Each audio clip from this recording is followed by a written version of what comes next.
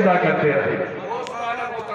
میرے عزیزان ملت اسلامیہ، اس لیے آپ سے یہ کہا جا رہا ہے کہ دیکھو ہر عرس میں ہر عرس جانے کے قابل نہیں ہوتے، فرضی مزار، لایعنی لوگوں کے مزار، جن کو نماز کے مسائل کا پتہ نہیں، جن کو آپ نے نماز پڑھتے نہیں دیکھا، جن کو آپ نے جناب طہارت کرتے ہوئے نہیں دیکھا، رب تو یہ فرماتا ہے ان اللہ یحب التوابین ویحب المتطہرین۔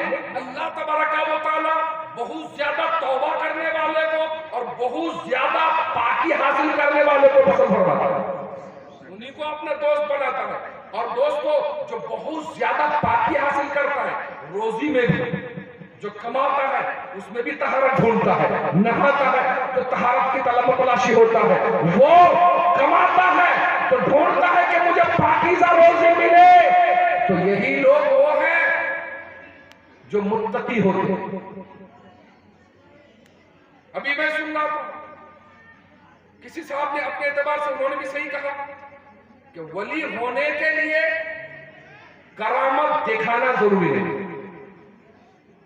کرامت دکھانا ضروری نہیں، مگر ایک بات ہے ولی وہی ہوتا ہے جس کی پوری زندگی کرامت ہوتی ہے، سراپا کرامت۔ ایک شخص حضرت جنید بغدادی کے پاس آیا مرید ہونے کے لیے، 1 سال رہا، 1 سال بعد جا رہا ہے، عرض کرتا ہے حضور مجھے اجازت دیجئے، مگر وہ بزرگان نے اچھی طرح جانتے تھے، اس کا چہرہ دیکھا، یہ جب آیا تھا بشاشت لے کر کے آیا تھا، اب جب جا رہا ہے تو چہرہ اترا ہوا ہے، کہا جا تو رہے ہو کیا بات ہے، میں تمہارے چہرے سے مایوسی دیکھ رہا ہوں۔ کہا کہ حضور جس ارادے سے آیا تھا، جو مقصد لے کر کے آیا تھا، وہ مقصد حاصل نہیں ہوا۔ کہ کون سا مقصد؟ کہ میں آیا تھا کرامت دیکھنے کے لیے، کہ اگر کرامت دیکھوں گا تو مرید ہو جاؤں گا۔ تو حضرت نے فرمایا اچھا تو کرامت کس چیز کو سمجھتا ہے؟ ادھر توجہ، کرامت کس چیز کو سمجھتا ہے؟ ہوا میں اڑنے کو کرامت سمجھتا ہے؟ اگر ہوا میں اڑنا کرامت اور ولایت کی دلیل ہے تو جتنے پرندے ہوا میں اڑتے ہیں سب ولی ہوتے ہیں، اڑنے والے کیڑے مکوڑے وہ سب ولی ہوں۔ پانی پہ چلنے کو کرامت سمجھتا ہے تو بطخ پانی پہ چلتا ہے، مچھلیاں پانی میں چلتی ہیں، یہ سب سے بڑے ولی ہوں۔ فرمایا سنو الاستقامت فوق الکرامت، دین پر استقامت کے ساتھ قائم رہنا یہ بڑی کرامت ہے۔ ہوا میں اپنے نالین کو اچھال دینا یقیناً کمال کی بات ہے، مگر پوری زندگی فجر کی نماز جماعت کے ساتھ پڑھنا یہ بہت بڑی کرامت ہے، بہت بڑی کرامت ہے۔ پوری زندگی ظہر کی نماز اپنی مسجد میں جماعت کے ساتھ پڑھو، بڑی کرامت ہے۔ رزق حلال کماؤ، بڑی کرامت ہے۔ تو کرامت وہ نہیں ہے جو ہوا میں اڑنے کی بات کی جاتی ہے۔ تیرے ساتھ ہوا میں اڑتے ہیں، کتابوں میں آپ پڑھیں گے، وہ قبر میں وہ سمادھی لے لیتے ہیں ایک ایک ہفتہ کے لیے، وہ زندہ نکل آتے ہیں، پھر بھی وہ ولی نہیں ہوتے۔ یہ جادو کا زور ہو سکتا ہے مگر سنت رسول پہ چلنا یہ سب سے بڑا تقویٰ ہے۔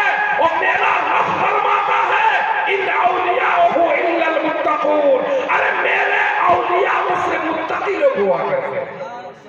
لہٰذا وہ لوگ روڈ کے کنارے پڑے رہے، چاہے جناب عالی کھیتی باڑیوں میں پڑے رہے، اگر میزان شریعت پر قائم نہیں ہے اسے ولی نہیں مانیں گے۔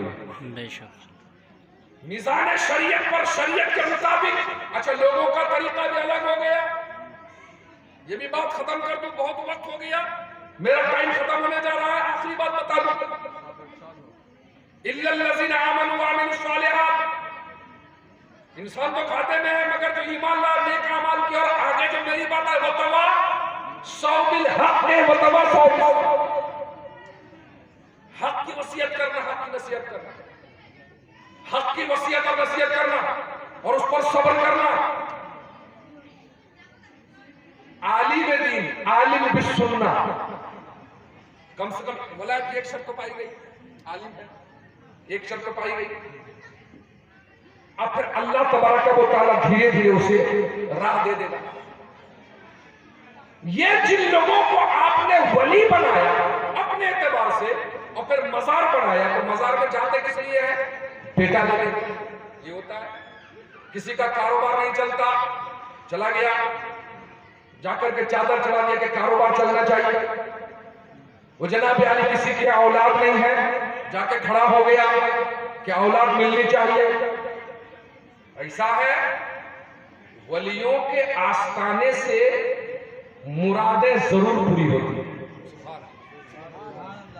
ولیوں کے آستانے سے مرادیں ضرور پوری ہوتی ہے، مگر ولیوں کے آستانے اس کام کے لیے نہیں ہے. اس کام کے لیے نہیں ہے.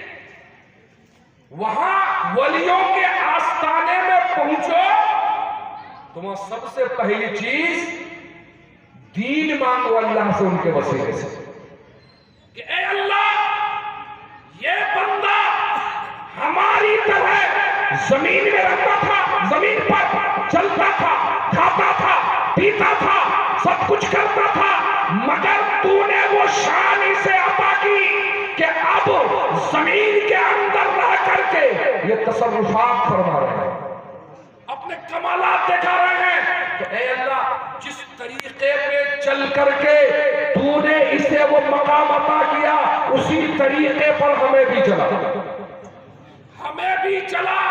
تو یہ اصل چیز ہے مانگنے کی. اور پھر جب ولیوں کے آستانے پہ جا کر کے ان کا طریقہ مانگو گے، ان کے طریقے پر چلنے کی دعا مانگو گے، مغفرت کی دعا مانگو گے، تو تیرا حال وہ ہوگا کہ تو ہاتھ یہاں رہ کر کے اٹھائے گا اور تیری دعا باب اجابت سے ٹکرائے گی. تجھے صرف اپنی مراد نہیں ملے گی، بلکہ جو تجھ سے رشتہ رکھیں گے ان کی مرادیں بھی پوری ہو جائیں گی. عزیزان ملت اسلامیہ، اس لیے مزارات پہ جائیں تو ان کے طریقے پر چلنے کے لیے، ان کی دعائیں لینے کے لیے، بالخصوص دعائیں مغفرت یہ ایک ایسی چیز ہے کہ انسان اگر دنیا سے ایمان کے ساتھ گیا تو بڑی کام ہے، اور اگر دنیا سے وہ ایمان کے ساتھ نہیں گیا تو یاد رکھیں آخرت میں اللہ تبارک و تعالیٰ اس بندے کے ساتھ کیا معاملہ فرمائے گا یہ تو وہی جانتا ہے. ملت اسلامیہ کے میرے جیالو بس آخری پیغام یہ ہے، عرس مصطفی میں آنے والوں اس عرس کو آگے بڑھاؤ. میرے حساب سے پورے علاقے میں صحیح طور پر جن کا عرس ہونا چاہیے، جو اس لائق ہے، ان میں جتنے بزرگان دین ہیں اسی فہرست میں عارف باللہ، عالم ربانی حضرت علامہ مولانا غلام مصطفیٰ نعیمی رحمت اللہ تعالی علیہ بھی ہے. اس لیے کہ دنیا میں جب تک وہ رہے اپنے معاملات میں ذکر الہی میں مشغول رہے، اور جب گئے تو اللہ تبارک و تعالیٰ نے ان کے ذکر کو عام کر دیا اور ان کا ذکر ہوتا رہے گا. کیوں؟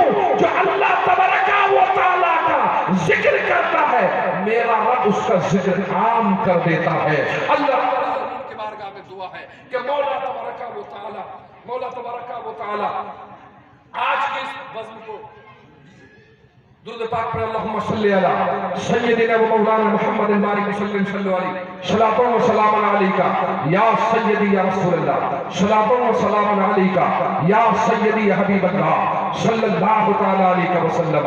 حضرات محترم، 2-4 منٹ کی بات اور آپ سماعت کر لیں، اپنے ذہن کو ذرا قریب کریں. آئیے میں آپ کو بتاؤں، بزرگان دین رضوان اللہ تعالی علیہم اجمعین جن کے آستانے صحیح معنوں میں آستانے ہوتے ہیں، جن کے آستانے صحیح معنوں میں آستانے ہوتے ہیں اور صحیح معنوں میں اللہ تبارک و تعالیٰ کی بارگاہ میں ان کو وسیلہ بنانا جائز ہوتا ہے.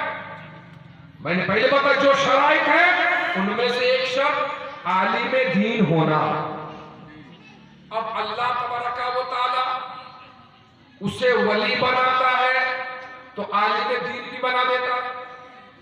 مگر ایک ہوتا ہے علم ظاہر، ایک ہوتا ہے علم باطن. ٹھیک ہے نا؟ علم ظاہر علم باطن کو پانے کا وسیلہ ہے. علم ظاہر علم باطن کو پانے کا وسیلہ ہے. اور علم باطن کا نام یہ کمال ہے، کمال ولایت. اللہ تبارک و تعالی جسے علم باطن عطا کرتا ہے وہ پھر روشن ضمیر ہو جاتا ہے، وہ پھر روشن ضمیر ہو جاتا ہے. ذرا دیکھیں آپ، سرکار غوث اعظم کا مہینہ ہے، میں آپ کو بتاؤں کہ وہ کون سا علم ہے، ورنہ علم تو اس کے پاس بھی تھا نا. سنا ہے کہ نہیں سنا ہے نا؟ ابلیس ایسا علم مناظرہ کر رہا ہے، انا خیر منہ، آدم سے میں بہتر ہوں، میں بہتر ہوں آدم سے، مطلب میں کیوں جھکوں کسی کے آگے. ایسے ہی تو آج بہت سے لوگ آپ دیکھیں گے، ہو سکتا آپ کا قرب و جوار میں بھی ہو. کیوں جاؤ گے غریب نواز کی بارگاہ میں؟ کیوں جاؤ گے مخدوم پاک کی بارگاہ میں؟ کیوں جاؤ گے اعلیٰ حضرت کے آستانے پر؟ کیوں جاؤ گے حضرت فدا سمرقندی رحمت اللہ علیہ کے دروازے پر؟ کیوں جاؤ گے بزرگان دین کے آستانے پر؟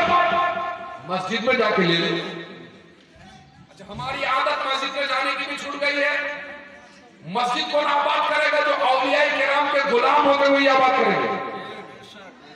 جو اس لیے کہ جو لوگ گمراہ ہیں انہیں اللہ کی معرفت حاصل ہو ہی نہیں سکتی، اور جو گمراہ ہیں ان کا نہ کوئی فرض قبول ہوتا ہے نہ کوئی نفل قبول ہوتی ہے.